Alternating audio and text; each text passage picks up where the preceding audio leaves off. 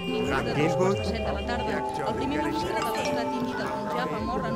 lot of us are wondering, what is all this technology doing to our brains? I mean, we know that the brain changes throughout life based on experiences.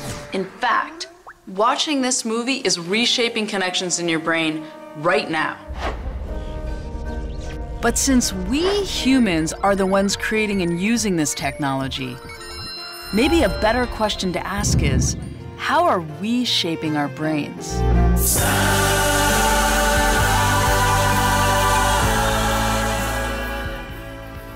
There's so much about the brain that we don't know. But there are some things we do know. You see, not long after we humans began thinking, we began thinking about ways to understand our own brains. One strategy thinkers have used throughout history is to compare the brain to the newest technology of their day. The brain is a clock, a switchboard, a steam engine, a machine, a computer. And we wondered, how can today's technology help us understand the brain in a new way? So we used that technology to ask people all over the world, how do you imagine the brain?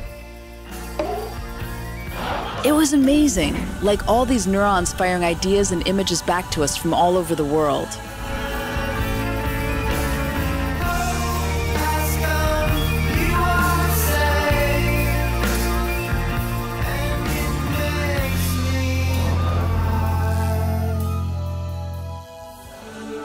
And it was very clear.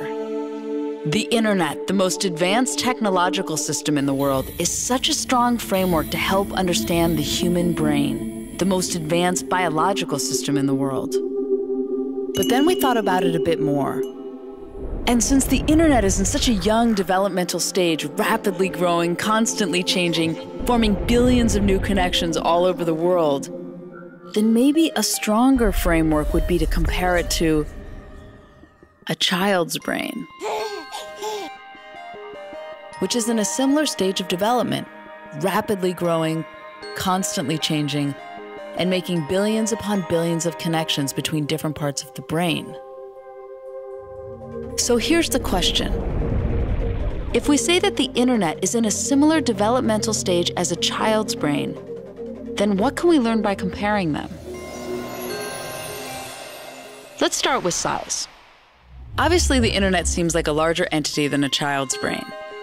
But what does that mean in terms of our analogy? We could say that a neuron in the brain would be like a web page in the internet. So let's look at the number of neurons in a child's brain compared to the number of web pages on the internet. Well, a human at any age has about 100 billion neurons in the brain. But the internet has 10 times that, 1 trillion web pages. So with this analogy, the internet is bigger. So then, which of these networks is more complex? We could say a synapse in the brain, the connection point between two neurons, is like a hyperlink, the connection point between two web pages. So are there more connections in a child's brain or on the internet? Well, the internet has over 100 trillion links. And an adult's brain has 300 trillion links. But get this, a child's brain has a quadrillion connections, 10 times the number of connections of the entire internet. A child's brain has more connections than the entire internet. Yes, it blew our minds too. How is that even possible? Let's break it down. As we said, a baby is born with 100 billion neurons. But those quadrillion connections, they're not there yet. Those connections form at a very rapid speed during the first 5 years of life, at 700 to 1,000 new synapses per second. Those connections are created through every interaction a child has, and are important because they form the architecture of the brain. So every time you talk to and engage with a child, you are literally growing a brain, connecting the different parts of the brain, which allows for new ideas, insights, and creative thinking. So each moment of eye contact, each new word exchanged, each time you make a child laugh, you are strengthening these connections. And since there are so many different ways to do this, we ask people around the world, send us videos of your favorite ways to engage with the children in your life.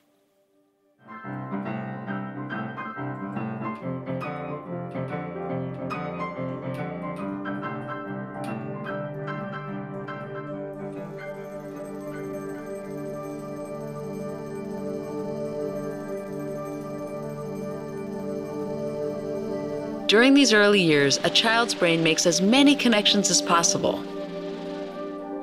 And then it begins pruning the ones that aren't used and strengthening the ones that are. A dynamic process that continues throughout life. But since a child's brain is activated by everything it encounters, it can also be overwhelmed, which causes stress. When the brain experiences stress, the body's alarm system is activated. If the stress is relieved quickly, the system easily returns to normal. And while learning to deal with stress is an important part of development, severe situations such as ongoing abuse or neglect, where there is no caring adult to relieve the stress, leaves the body's alarm system activated, which can have serious lifelong consequences for the child. This is known as toxic stress. Toxic stress can lead to a body system set permanently on high alert. It causes the synapses we use for learning and self-control to be pruned, while connections for fear and rash behavior get stronger. While the brain can change throughout the rest of life, these early years are fundamental in building a strong foundation for curiosity, creativity, and adaptability.